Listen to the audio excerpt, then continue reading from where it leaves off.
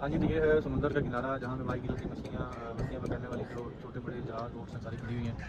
आप एक तरह से इनको पार्किंग एरिया कह सकते हैं। और ये है मस्त चीज़, यहाँ पे जहाज़ तैयार होते हैं भाई, इतने बड़े बड़े जहाज़ तैयार होते हैं, मछलियाँ पकड़ने वाले जहाज़। ये देखिए, इनकी मरम्मत भी इधर ही होती है और ये बंदे भी इधर ही हैं, तो ये इनकी मरम्मत चल रही है। ये देखिए भाई साहब, ये देखें, ये जहाज़ के अंदर इंजन वगैरह कैसे लगा रहे हैं, कैसे जो ये देखिए भाई साहब, ये देखिए जहाज़ों की तैयारी और मरम्मत का काम यहाँ पे चल रहा है।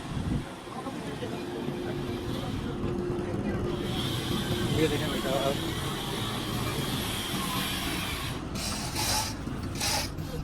ये देखें भाई साहब,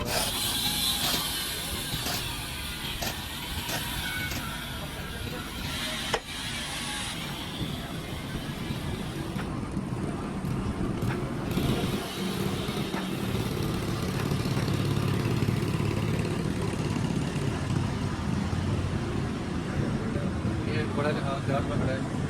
इसका तकरीबन हाल काम कंप्लीट है।